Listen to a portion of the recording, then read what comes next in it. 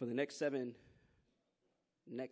weeks, I'll be preaching from a series, what I've titled the Right Now Jesus series. Man, it's dealing with the 7 sayings of Jesus found, the 7 sayings of the statement, the 7 sayings of Jesus found in the Gospel of John that are unique to the Gospel of John. It will be followed with a Bible study of the same topic. So we'll be in a preaching series and a teaching series for the next 7 weeks. Amen. If you can turn to the Gospel of John.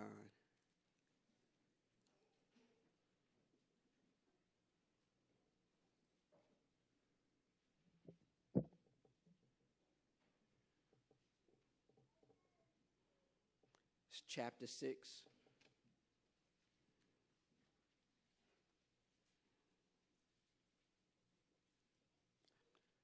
Starting at verse 26.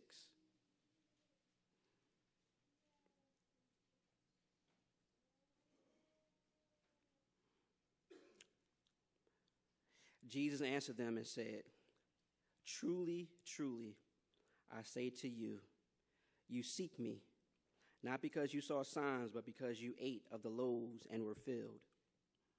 Do not work for the food which perishes, but for the food which endures to eternal life, which the Son of Man shall give to you, for on him the Father, even God, has set his seal." They said, therefore, to him, "What shall we do that we may work the works of God?" Jesus answered and said to them, "This is the work of God, that you believe in him whom he has sent." They said, therefore, to him, "What then do you do for a sign, that we may see and believe you? What work do you perform? Our fathers ate the manna in the wilderness. As it is written, he gave them bread out of heaven to eat."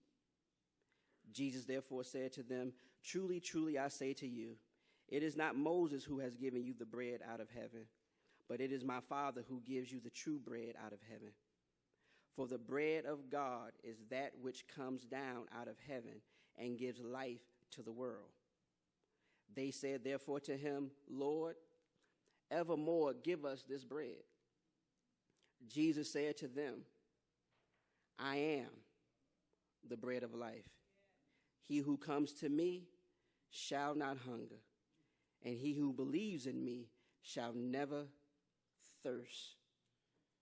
But I said to you that you have seen me, and yet you do not believe." I'm going to stop right there.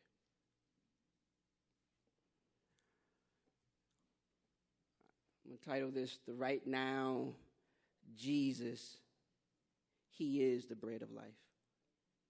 Right now Jesus dash, he is the bread of life. Just last week, really earlier this week, I believe, I was reading an article in the News and Observer, and the writer was discussing how the policies that are being set forth in our capital city is taking money away from certain programs that are important to the need of people. One of the programs in which he discussed in his article was the Meals on Wheels. And he was reflecting and saying how if the policies go through, which it seems as though they have made up their mind, it's not as though they're going to turn back. But what will take place is astronomical difference between people that were getting fed in the years of past versus the people that will be fed in the years to come. They said somewhere around about 7,000 less people will be fed through the Meals of Wills program based upon the policies that's taken forth in the capital city. The people that either some of us voted for or some of us never made it to the polls to vote at all. I thought about this thing because it's perplexing to me that the very need of people, you would think that the government would provide for the least of these. For those who are on the Meals of Wills programs, or those who are in extreme poverty, and they need meals, and they're senior citizens for most cases, who cannot go out to get any food, and they depend on the Meals on Wheels program. But that means nothing to our government. It means nothing to our government because of the simple fact that when our governor came into, and I'm saying our governor because we voted him in, when our governor came into office, he decided not only was he going to lay folk off, and not only was he going to do that, but he's also going to give his cabinet a raise. And I guess it would not be a problem if you gave your cabinet a raise if you would push your people in such a way to say that there are needs in our community that we can't afford not to fund. But that was not his thought. So when we think about all the things that are taking place in our lives and how these programs and policies that are being set forth, how they are taking away from the needs of the people who are in dire strait and need the stuff, I just began to wonder. What do you do when programs for those who need houses or those who need certain things, that we snatch that away based on policies on our own ideology, which has a direct effect on the community that happens to look different than those who are putting the policies through? What do we do? What do we do when I just read, and I think it's even in the thought for the day in the bulletin, what do we do when we have policies that's coming from the Washington, D.C., the State House, and it's saying that we are changing the policies, and these policies now have a grave effect on those who are attending HBCUs? That now those who dependent on certain monies cannot get the money. And not only is it that, but they also now have to work 2 and 3 jobs just to maintain. It has a direct effect on the HBCUs. What do we do? What do any of us do when what we need we don't have? Or what we think we need we don't have? What do we do? And I think that that's the question that Jesus offered his disciples. That when you are in your deepest depression, when you are at your deepest economic fall down, when you are at the moment when you have no job and you can't go to school, you can't provide for the necessities in your family and for your family, Jesus asked the disciples a question which still rings in our ears now and is relevant right now. Listen to the questions that he asked his disciples. Who do you say I am? When you are faced with what you are faced with, who do you say that I am? When you are dealing with sickness, who do you say that I am? When you're dealing with hurt, who do you say that I am? When you're dealing with depression, who do you say that I am? Those of you who believe in the power of Jesus Christ and call yourselves disciples and followers or whatever you want to call yourself, who do you say that I am? When it's dark and misery has set in, who do you say that I am? When your friends have forsaken you and your buddies and your girlfriends have walked out on you and your husband have dropped you by the wayside, or whenever is something going on in your life, who do you say that I am? Because whoever you say that I am makes a difference, particularly if you are going to follow me. And that's where we have in this text. We have a text where when you look at the very beginning of that chapter, Jesus feeds 5,000 folk plus some others with 2 fish and 5 loaves. He gave them food. And then we open up in our pericope and we find out he said, the only reason you followed me, you who I fed, you who was lost and you who were hungry, the only reason you have followed me is because of the simple fact that I have filled your stomach with food. The Message Bible would say that he filled their stomach with food. And check this out. He didn't ask them for any money.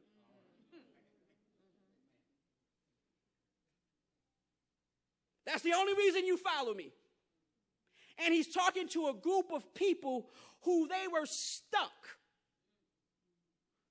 with what they knew and what they thought. And he said, but if you believe. And we find out that in the Gospel of John, that's what the Gospel of John is centered on. If you believe.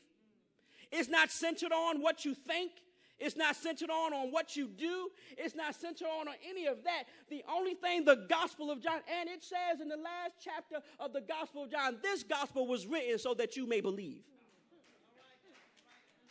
It has no purpose for anything else. That if you want to believe, then you should read this gospel. And here we have Jesus talking to a group of people whom he just fed, and now all of a sudden he tells them the reality. The only reason you have followed me is because I gave you something that you thought you need, and I didn't charge you anything. So it begs the question, why do you follow Jesus? Do you follow Jesus because he gave you a new car? Do you follow Jesus because you want him to give you another job? Do you follow Jesus because of the simple fact that he's done this for you or he's done that for you? Is that why you are following Jesus? Because in this text, it's clear the only reason they followed Jesus is because he filled them with food. And I'm not saying that that's all the way bad, because some of us, the only reason we come to Jesus is after the simple fact that we've tried everything else. But there ought to be at some point in your life where you begin to rise above all of those things and make a clear decision on why you follow Jesus. And then in the text you find out very much that he says that they begin to argue back with him and say, well, what sign do you give? And we're always looking for a sign. God, if you're here, give me a sign. God, if you want me to do this, give me a sign. God, if you need me to do this, give me a sign. If you love me, God, give me a sign. If you want me to be married, give me a sign. If you want me to be divorced, give me a sign. If you want me to stay in this career path, give me a sign. If you want me to retire, give me a sign. If you want me to do any of that, give me a sign. And he said to them, because they even went a little further, and they said, well, Moses fed us in the wilderness bread from manna from heaven. So what are you going to do? So here's the problem. They attach Jesus to Moses. And they attach Moses to the gift. Now watch this. Though they have already declared that the gift came from heaven, they think the person who was the carrier of the gift is Moses. And how many of us in our lives attach that in which the person has given us, the gift, to the person? The gift has nothing to do with the person. The gift comes from God. The gift comes from God. That any blessing that you receive, though the vehicle may be another brother, may be another sister, may be another job, may be another financial breakthrough, it may be whatever it may be. But the gift is not through that. The gift comes from God. And too many of us attach the gift to the person. I just wonder, if Moses could have fed them, what more can Jesus do? And Jesus has the same perplexed thought when he looked at them and said, what? You want to talk to me about Moses? I'm the one who created Moses. And you want to talk to me about Moses? You want to talk to me about that which is going on in your life and attach it to somebody else? I have created you. And not only have I created you, I created the person that you attach the gift to. And they have the audacity. Please give us a sign. And look at verse 32. Jesus said, therefore he said to him, truly I say to you, it is not Moses who has given you the bread out of heaven, but it is my Father who gives you the true bread out of heaven. And never get confused. The reality is, whenever you give somebody else the glory, Jesus will step in and say, hold up. They don't deserve the glory. Whenever you want to attach, I feel like preaching right now. Whenever you want to attach the gifts, the talents, and everything that has taken place in your life to somebody else, Jesus will clearly step through and say, no, no, no, no. And you have to be very careful, because even if Jesus has to take away everything from you to get his glory, he has no problem snatching it from you. If your car is going to give somebody else the glory, he'll take your car. If your job is going to give somebody else the glory, he'll take your job. If your marriage will take his glory, he'll do something with that. Never get confused with who's the person that gives you the gift onto someone who is only temporal.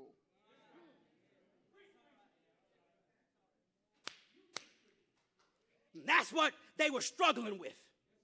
That's what the Jews were struggling with in this text. They went back to start talking about what Moses did.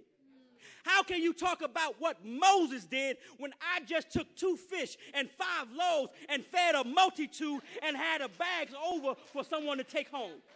And you want to talk about Moses? When Moses fed you, he fed you for a finite amount of time. It began and it ended. But when I feed you, it's for eternity.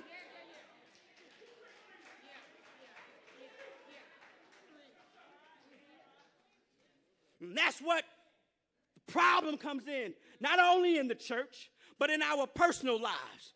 That too many times we give the credit of our success to people. We give the credit of whatever we do to our schools or any of that. No, no, no, no. They didn't get no credit. The credit why you got up this morning belongs to who? God. The credit that you have health belongs to who? God. The reality that you can go to and fro belongs to one person, and that's God. The reality that you had surgery, he put you in anesthesia, got you out of anesthesia, woke you up, and allowed your eyes to see another day belongs to God. It does not belong to Duke Emergency. It does not belong to Raleigh Durham. It does not belong to Chapel Hill. No. The same doctor that worked on you is the same doctor that God created years ago. And let's be honest, the hands in which the doctor operates on you is only the hands in which God has given him or her. And look what takes place. They say, well, for the bread of God is that which comes down out of heaven and gives life to the world. They said, therefore, to him, Lord, evermore give us this bread. Evermore, Lord, give us this bread. Give us this in which you're talking about. Listen to how Jesus responded.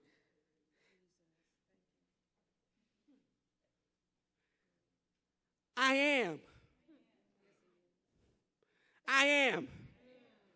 the bread of life. Now, we have to be very careful because he uses a language that says, I am, which suggests in the text that is present tense. And you need to pause right there because he did not say, I used to be. And he did not say that I will be. He said that I am. That means right now, I am the bread of life. Right now, whatever you need from me, I will give. Right now, whatever you want to take care of your life, I will give. Right now, if you want healing, I can give it to you. Right now, if you want food, I can give it to you. Right now, if you want peace, I can give it to you right now. Right now, if you want hope, I can give it to you. Right now, if you want joy, I can give it to you.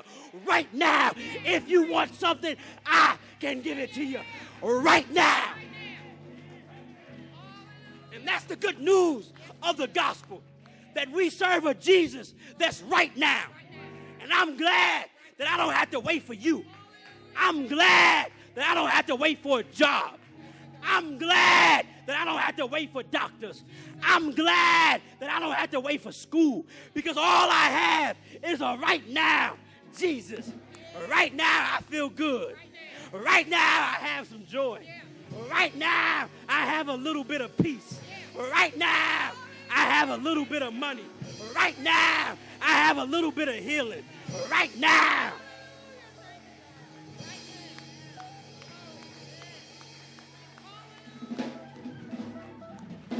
And the problem with most of us is that we forgot that we serve a right now Jesus.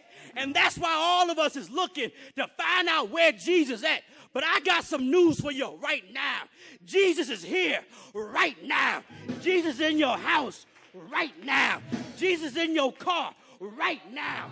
Jesus in your workplace right now. Jesus in your doctor's room right now. Jesus in your medicine right now. Jesus in everything right now.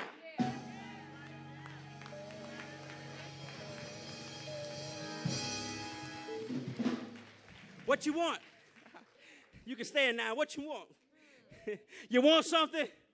He's right now. You need something? He's right now. I'm done, and I feel good because I found out that Jesus is right now. And let me give you a heads up for next week. We're going to talk about a right now Jesus, the resurrection, and the life. Let me give you 2 weeks ahead of time. We're going to talk about a right now Jesus. He is the light of the world. Let me give you some heads up a little bit further. We're going to talk about a right now Jesus who will never leave you nor forsaken you. We're going to talk about a right now Jesus, because that's what the church needs, is a right now Jesus. That's what your theology need to have, a right now Jesus. That's what your prayer need to have, a right now Jesus. That's what your living need to be, a right now Jesus.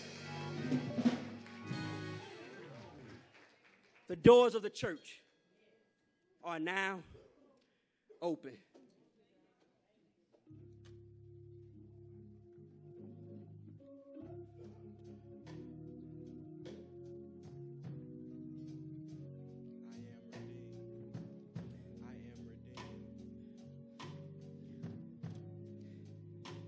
If you don't know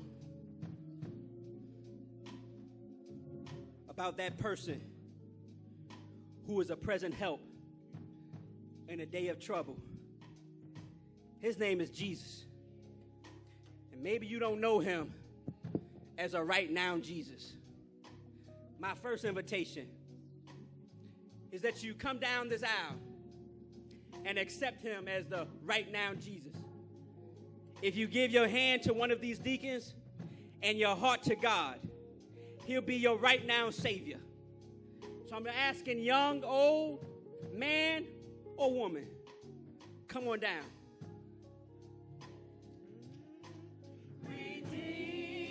Yeah.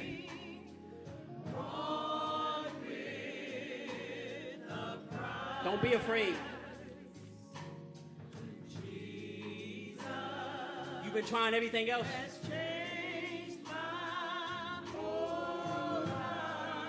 Now you got to depend on Jesus. that's what I offer right now. If anybody asks you just who I am, Yeah. tell them I am redeemed. I'm not offering you a perfect pastor, because I'm not.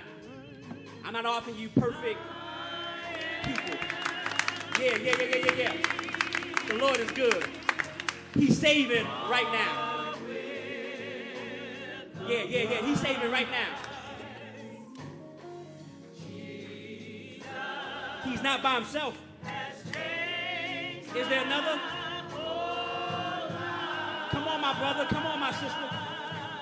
Now is the time. Right now.